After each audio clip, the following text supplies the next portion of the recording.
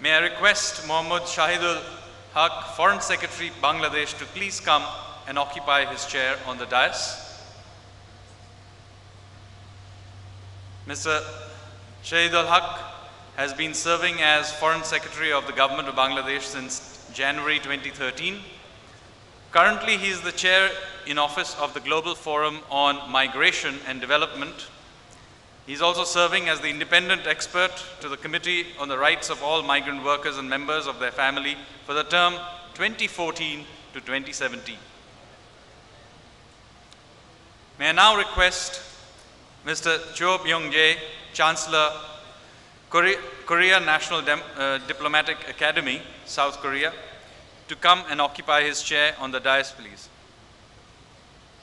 Mr. Cho Byung-jae is the Chancellor of the Korea National Diplomatic Academy, Ministry of Foreign Affairs, South Korea. May I request you to please come up and take your seat. Yes. Finally, may I request Siswo Ramono, Director General, Policy Analysis and Development Agency, Ministry of Foreign Affairs, Indonesia, to come and occupy his chair on the dais.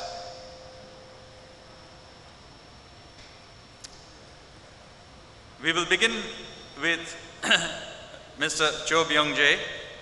May I request him to address the gathering. He's got a flight to catch immediately after this, so he will be leaving us. So may I please request him, Mr. Cho, to please address the gathering.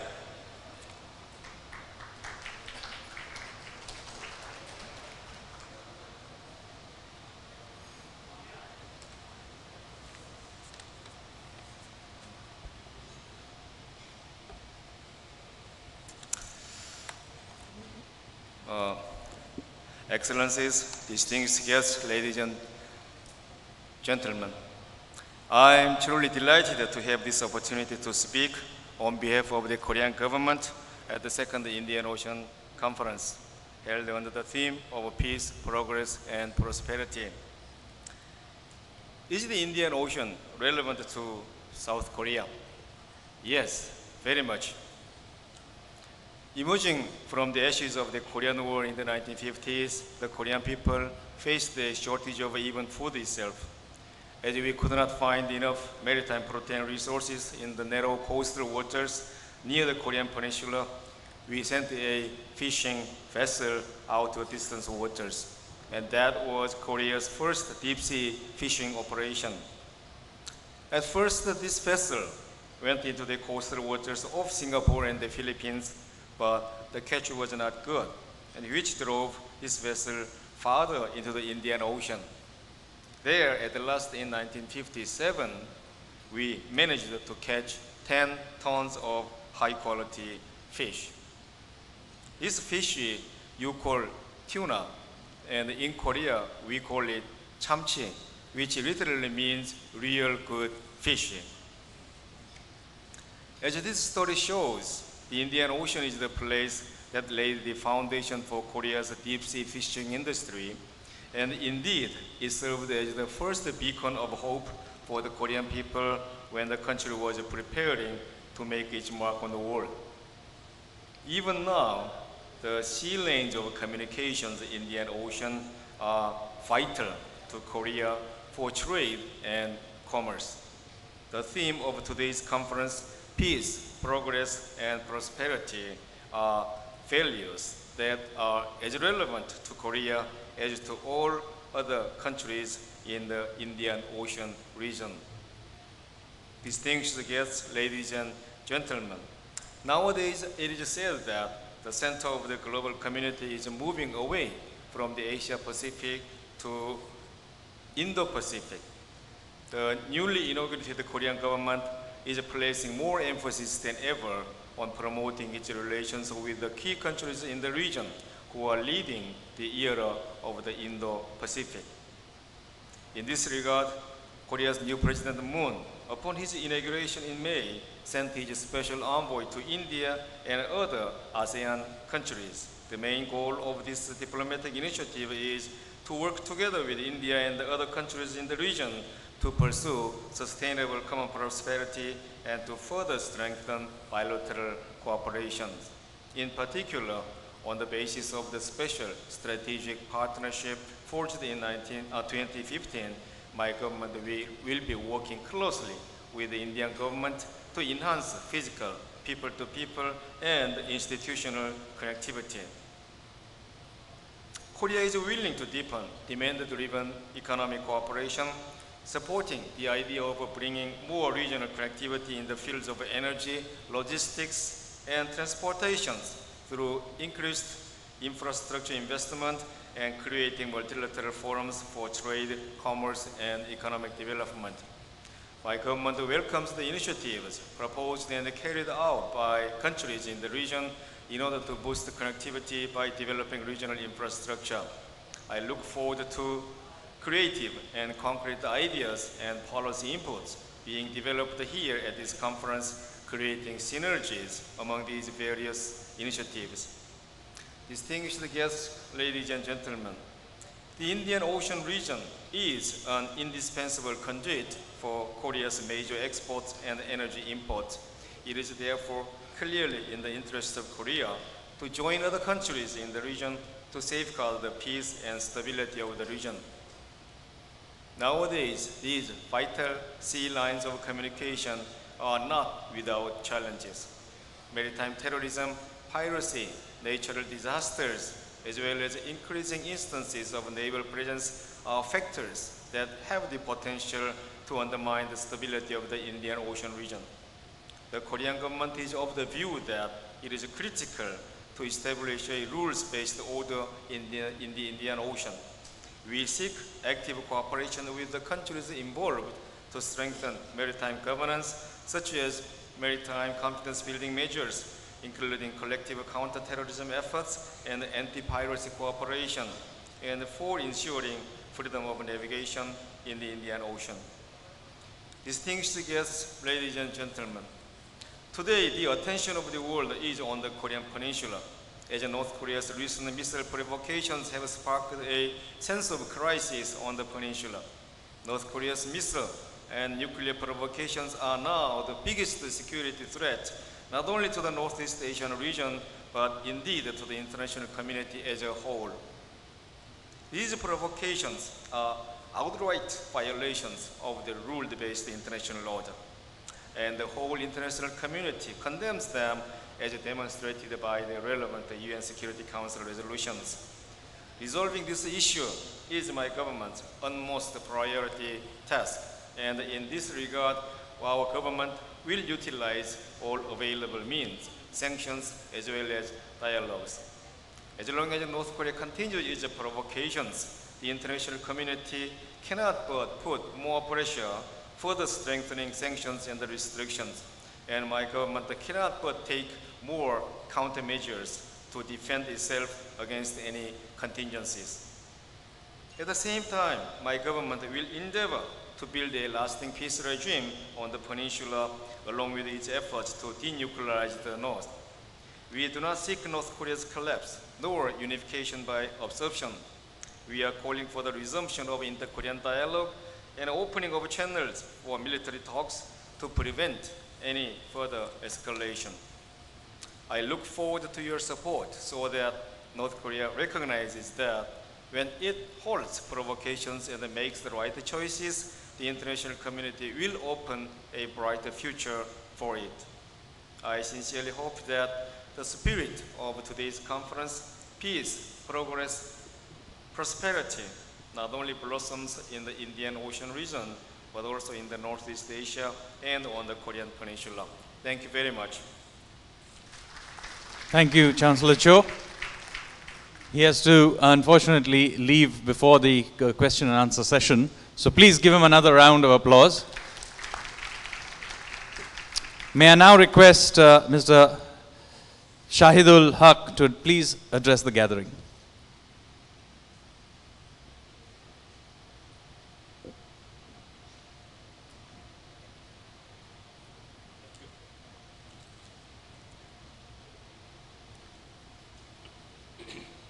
Distinguished Chair, dear panelists, Excellencies, ladies and gentlemen, I thank India Foundation for inviting me to this year's Indian Ocean Conference. The conference is becoming a platform for open and inclusive dialogue. Before I share my thought, let me start with what Albert Einstein said on peace long time back. And he said, and I quote him, "I know not with what weapons World War III will be fought, but World War IV will be fought with sticks and stones," unquote. His reflections have profound implications for our contemporary world. The politics of sustaining peace is indeed a complex and a challenging undertaking. We need to see peace within a broader context of conflict, violence, rule of law, inequality, and inclusive development. In 1999, Bangladesh mooted a resolution on the International Decade for a Culture of Peace in the United General Assembly, which recognized, and I quote, "Peace not only is the absence of conflict, but also requires a positive, dynamic, participatory process where dialogue is encouraged and conflict are resolved in a spirit of mutual understanding and cooperation," unquote. Within the contemporary global context, the phenomenon of peace is evolving at a faster rate.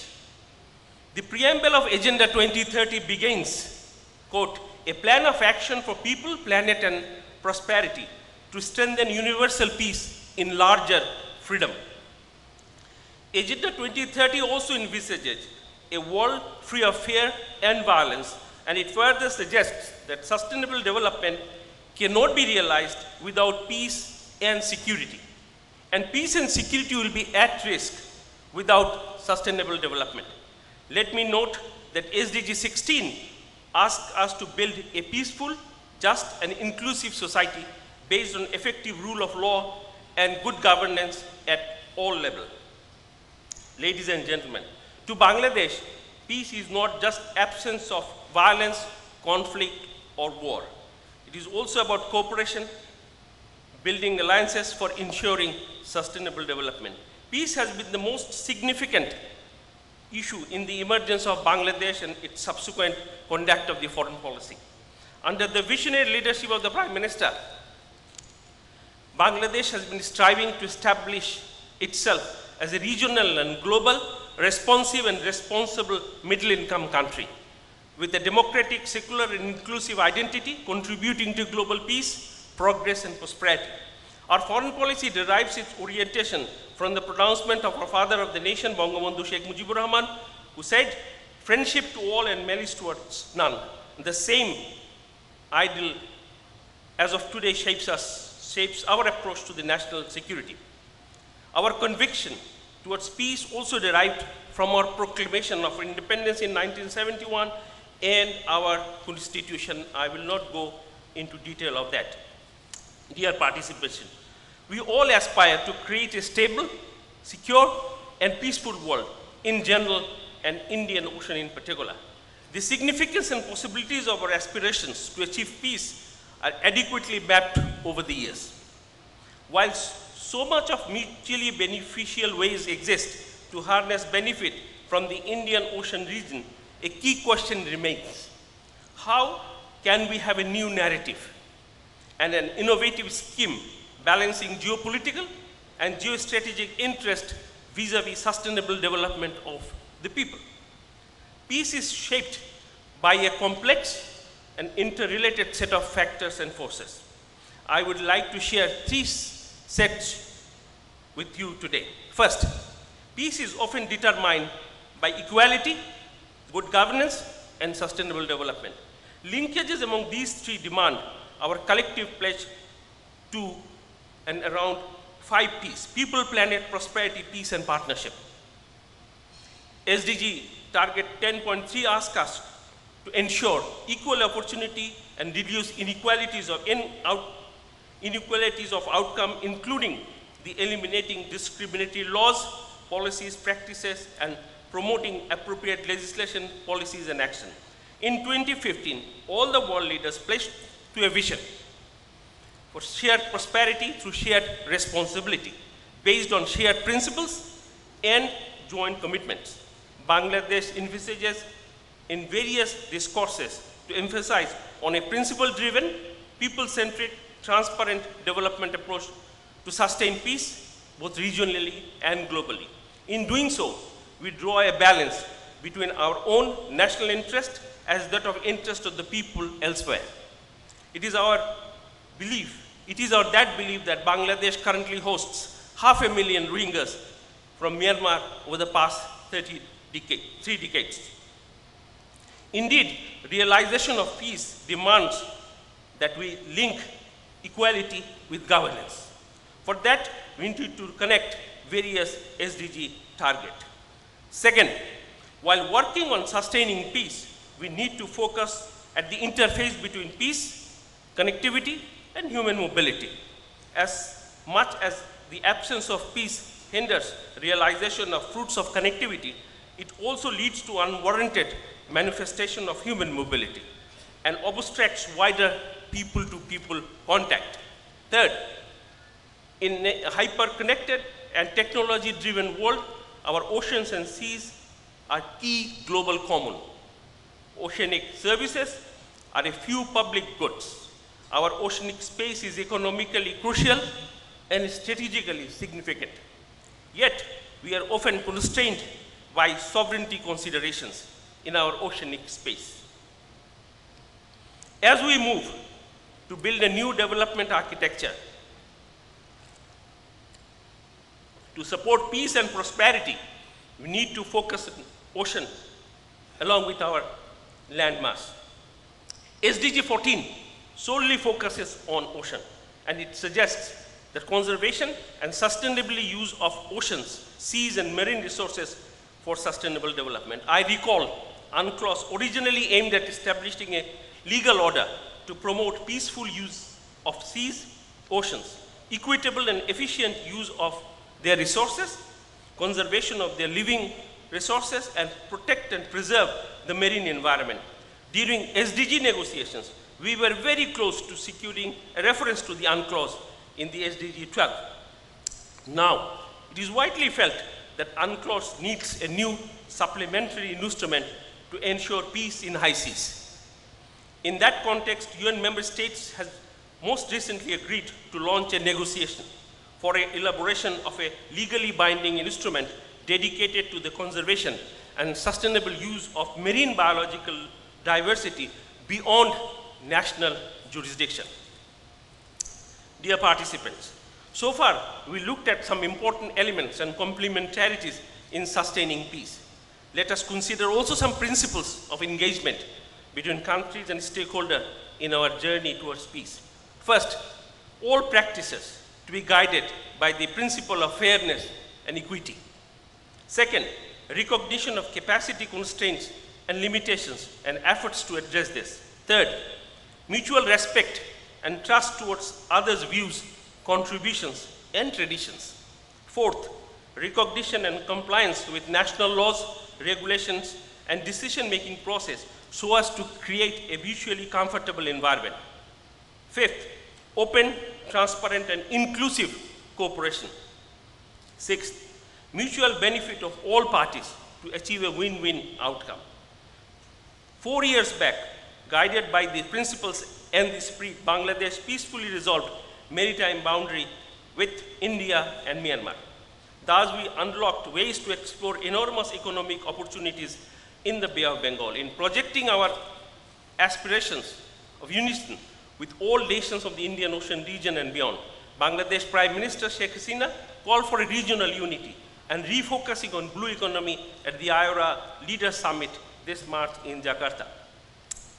Bangladesh has always attached high importance to sustaining peace and stability, as well as to maritime security, freedom of navigation, overflight for international trade and economic cooperation. We affirm our belief in peaceful settlement of all international disputes through dialogue and negotiation, and based on universally recognized principles of international law, including UNCLOS. Considering the increasing trade and economic ties that Bangladesh enjoys with countries across the Indian Ocean, we have encouraged parties concerned to reaffirm their respect for and commitment to the freedom of navigation in and overflight above the seas and bays. In redeeming our pledge to the global peace, progress and prosperity, Bangladesh held an international workshop on blue economy in 2014. This November, again Dhaka is convening the second expert level meeting on the blue economy. In 2016, Bangladesh mobilized the Asia Pacific states to arrive at a common set of understanding about blue economy in UN ESCAP. Bangladesh also hosted Indian Ocean Naval Symposium last year. For Bangladesh, security means human security. In our all endeavors, people come first. We also believe peace and prosperity could only be achieved through non-securitization approach. Our efforts should be based on shared vision. That is, where each nation, ethnicity, community would step forward in shouldering its commensurate responsibilities in guarding our peace and our commons. Dear participants, let me conclude by recalling what our father of the nation, Bangabandhu Sheikh Mujibur Rahman, said back in 1972 in Kolkata while attending a banquet hosted by the then Indian Prime Minister in his honor. And I quote, "Let there be an end, once for all, to sterile policy of confrontation between neighbors. Let us not fritter away our national resources, but use them to lift the standards of living of our people.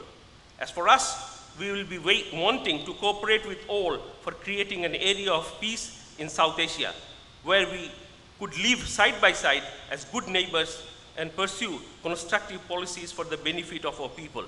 That is back in 1972, when we just got liberated after a huge struggle, and he came out of the Pakistan jail, joining us in Bangladesh. Thank you very much.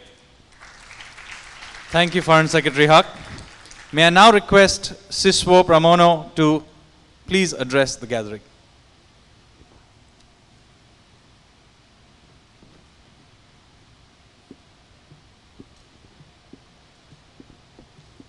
Thank you.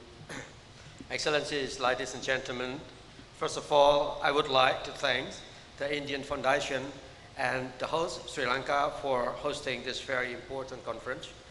My talking will focus on the potentials of strength, weakness, challenges, or opportunity and threat on the prospect of peace in Indian Ocean. Now on the potential strength for peace. Number one, war and peace has long been part of the history in Indian Ocean.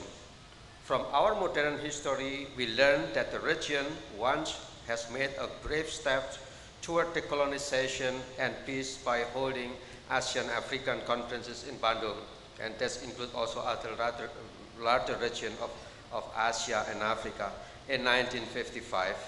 I think this is one or among the earlier political awareness using decolonization as part of the identity of the Indian Ocean region. Number two, economic ties have been developed by kingdoms 2,000 years ago. Kingdom of Chola with the kingdom in Sumatra, for instance, Sriwijaya, and later on among the colonial powers, the Dutch East Indies and other colonial powers in the region, and at the latter stage by the nation states in Indian Ocean. So this is about 2,000 years of connectivity on economics and culture as well. Now we have Silk Road in Indian Ocean, but we should not forget that we also have Sinamang Road, we have Cotton Road, and many roads in Indian Ocean. That means from the very beginning, Indian Ocean is open for navigation, Indian Ocean is open for trade, and this is good for the development of the community in the very region. Number three, cultural ties developed by people-to-people direct contact since 2,000 years ago as well, or perhaps longer. So you can find Hindic letters, for instance, as the Indian legacy in our history in Indonesia, as far as the island of Sumatra, Java, Borneo, and Sulawesi.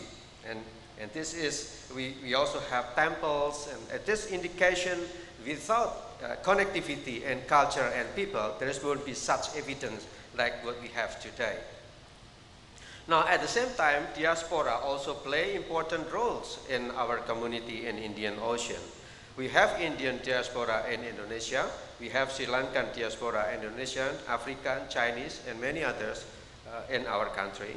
And there is also Malay or Indonesian diaspora in South Africa, in India, in Sri Lanka, and elsewhere. If we need to learn about pluralisms of our region, then we can learn from this diaspora, which is already part of our community. All should be cultivated as a foundation of peace in the Indian Ocean. Now, on weakness or challenges. Number one, peace should be based on welfare and social justice, and the two are to be attained through economic development.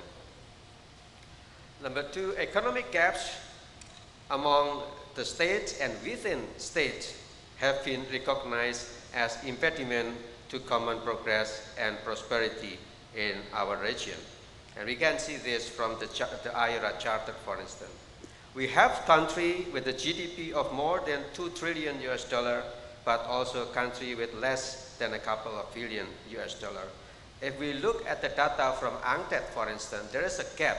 If we are talking on the ease in doing business, if we are talking about innovation index, if we are talking about trade complementary index between the eastern part of Indian Ocean and western part of Indian Ocean. That's what the statistic what we can learn from the statistic about the gap.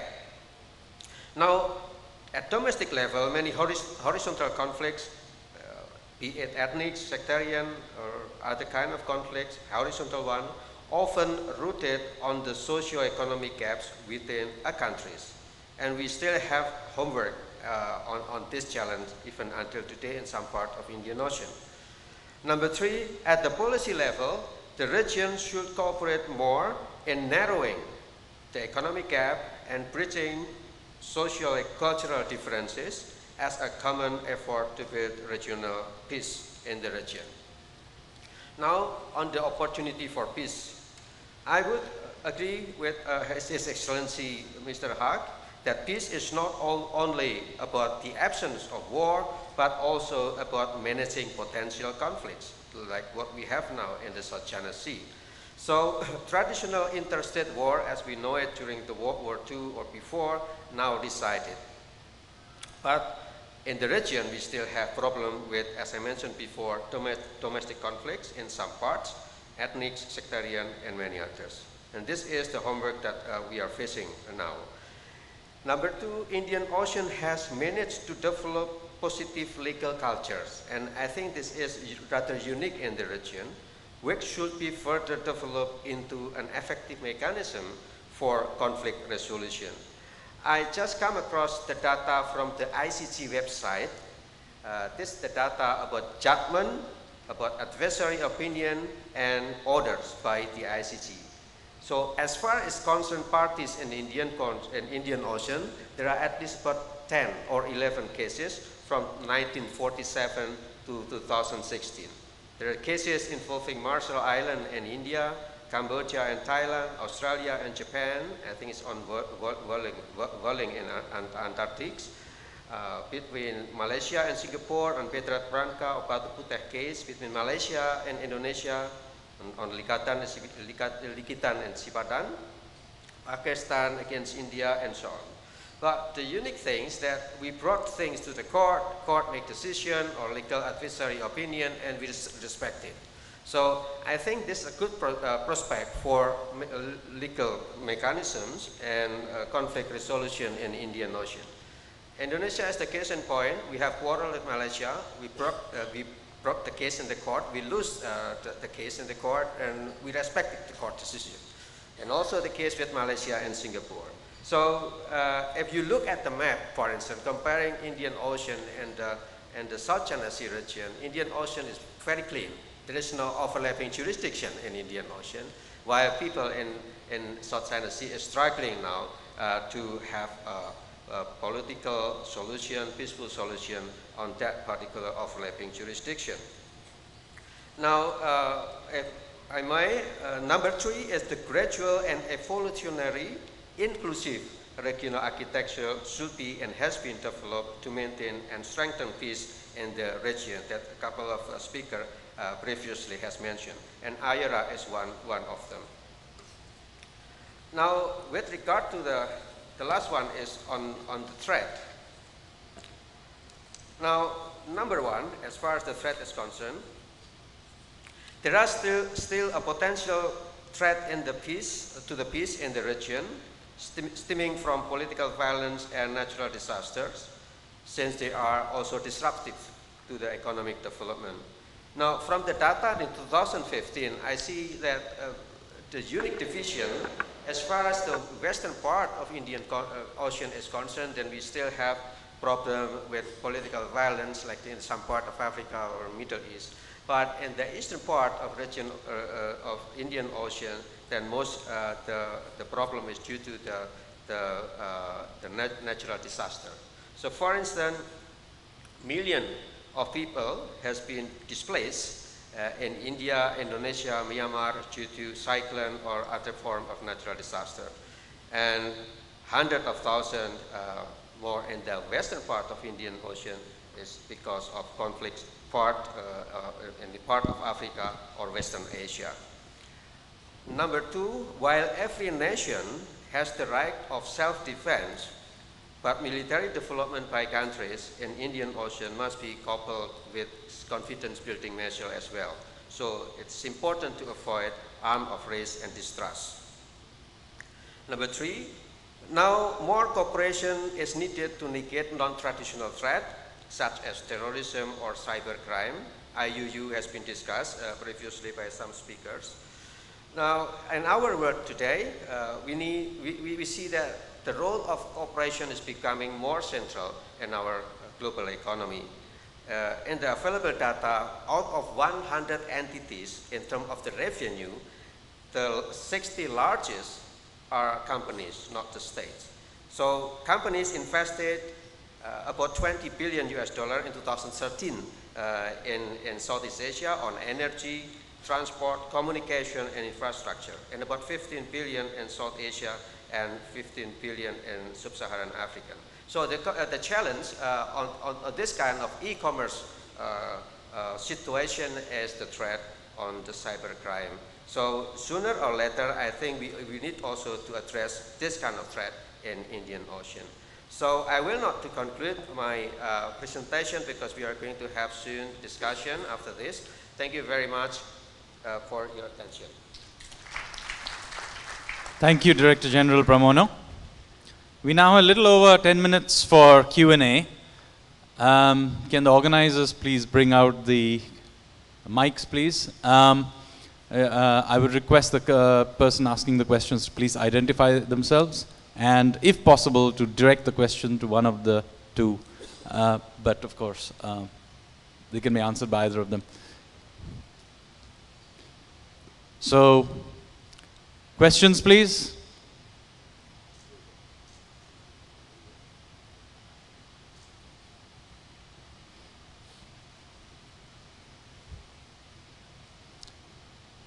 I'm sure there are questions. Comments? No?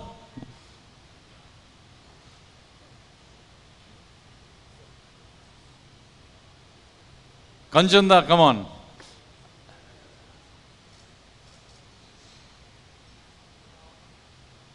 Okay, there is. Please, can the organizers get the mic here? Or there is a mic on already on the desk. Okay, fine.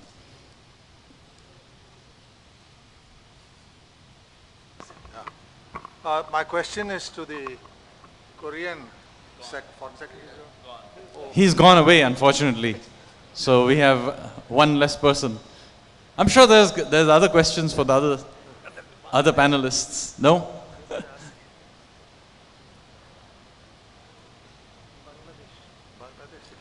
Okay, in which case, why don't I request Mr. Ashok Kanta to kindly come up and present a memento to Foreign Secretary Shahidul Haq and Director General Siswo Pramono. Who's the other?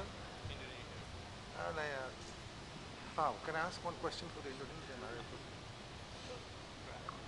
Hello, can I have one question for the Indonesian? You do have a question? Yes. Okay, in which case, can I ask Mr. Khan just to wait for a second? Yes. The question is, we spoke of maritime frontiers. Is Indonesia satisfied that it has all its maritime frontier delineation agreed upon with all its neighbors? And if you have any differences with any neighbor, how do you propose to settle it?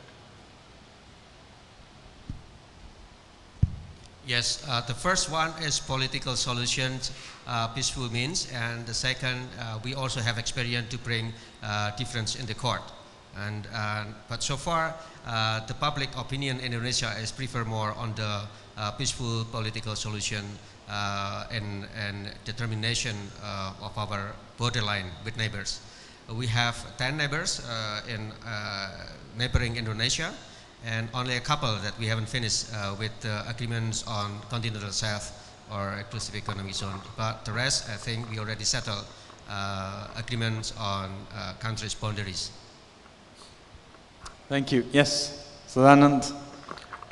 My question is for Foreign Secretary Haq. Foreign Secretary, if you look at the agreement that India and Bangladesh have come to in terms of allowing international or respecting international legal judgments, to what degree do you think that this is a norm that is taking hold in other parts of Asia?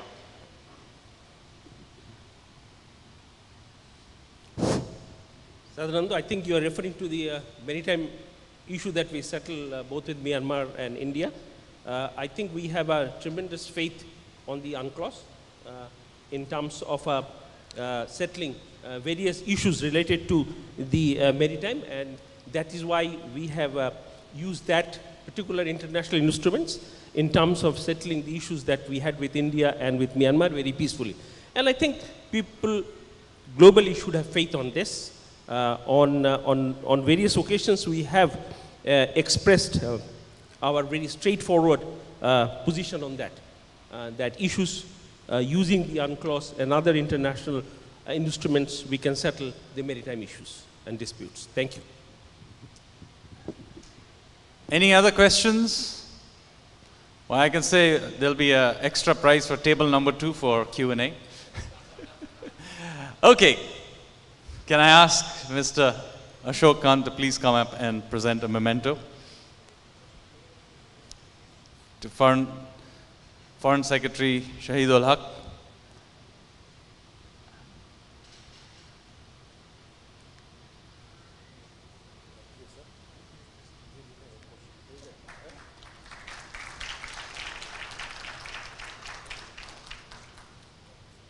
And one to Director General Siswo Pramono.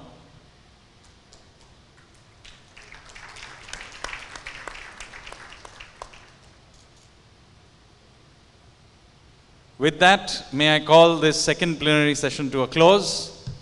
The next session will start at 12:30 sharp. Oh, 12:15? Okay, we'll start it a little early, 12:15 sharp. Thank you, ladies and gentlemen.